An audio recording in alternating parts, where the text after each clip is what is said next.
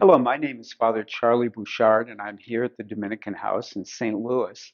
And I'd like to offer you a few words to help you know about the Sunday Scriptures before you attend Mass on December 31st. You know, when I read the paper, it seems to me that there are more and more advice columns that are occurring. It used to be just Dear Abby and Ann Landers, but today we've got a whole lot of different ones. And it also seems to me that more and more the things that people write to these advice columns about tend to have family concerns at their core.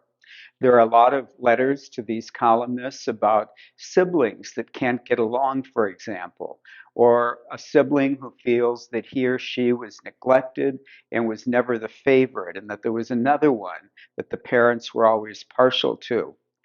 There are letters about how divorced couples care for their children collaboratively and together so that the children grow up well. There are letters about in laws that are troublesome or sometimes kind of don't know boundaries in terms of their kids' families. There are relatives, stories about relatives who come to visit and overstay their welcome. And of course, in all of these situations, sometimes it can really get out of control. And that gave rise to a word that marriage and family therapists came up with called dysfunction or dysfunctional family.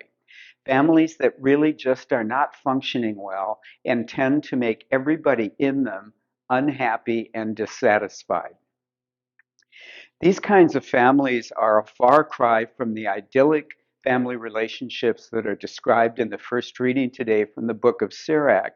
And they're even further removed from at least the idea or conception we have of the Holy Family, whose memory we celebrate today.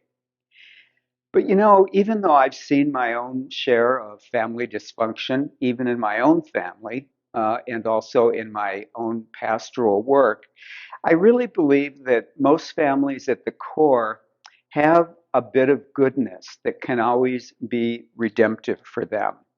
In other words, I would say that families can strive to be really sacramental, not in the sense of the seven sacraments, those seven privileged moments that we celebrate from time to time, but that a family can have the ability, if it's a good and authentic thing and has positive relations, to really make God present in the lives of family members, that they can be examples of God's love and within themselves and to those outside.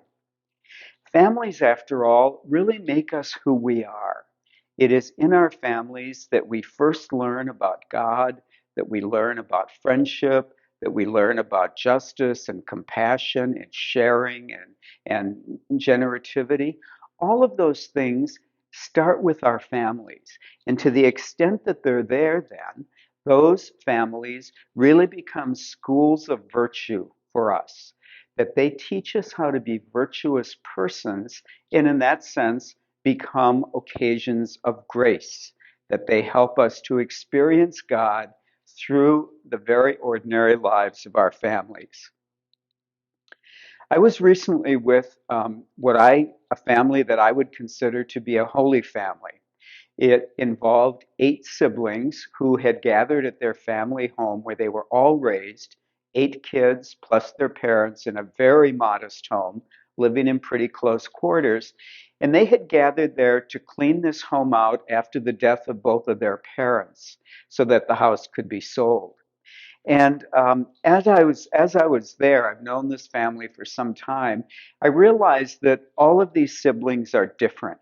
Some of them were more like their mother. Some of them were more like their father. They had different personalities, different temperaments, and yet together they created this kind of holy community, this holy family. They all reflected the same love, the same charity, the same humor, the same care for one another. And they made me feel instantly welcome as I joined them when they were there on the floor, surrounded by all these family possessions, some of which were brought back sad memories, others of which brought back very happy memories. One of them actually said to me that this event of packing up the house and getting ready to sell it was really a very poignant moment, that it was sad and happy because it brought back so many things and reminded them of what they had become as they grew up in that house over the 54 years that their parents had lived there. I suspect that if you asked their neighbors, they would have recognized the holiness of their family. That this family would have been for them a redemptive presence in the community, as they have been to me. That they would have been a sign to those around them of God's enduring love and the ways that it can be experienced through ordinary neighborhood relationships. I think today, as we celebrate the Feast of the Holy Family, it's a good time for us to recall our own families, most of which I assume were not perfect and certainly might not be thought of at every turn of the road as being holy.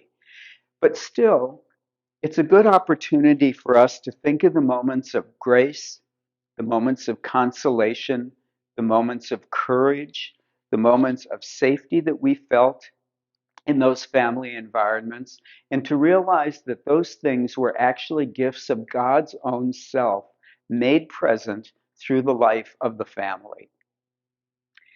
It's probably also a good idea for us to think about families with problems, the families that exist around the world that are seriously troubled, those who are living in war zones, those who are suffering from extreme poverty, even lack of nourishment, those who are experiencing the effects of divorce or broken relationships, and pray for them, asking God to help bring grace into those difficult and painful situations.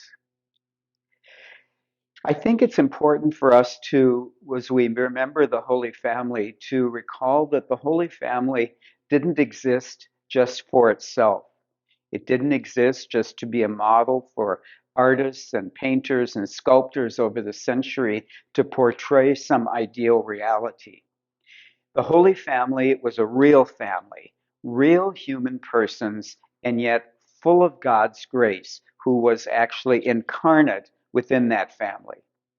Let us ask that all families might be reflections of that presence of God in the world and might show how, in some way, the imperfections that we experience in our families might be made perfect by the grace of God.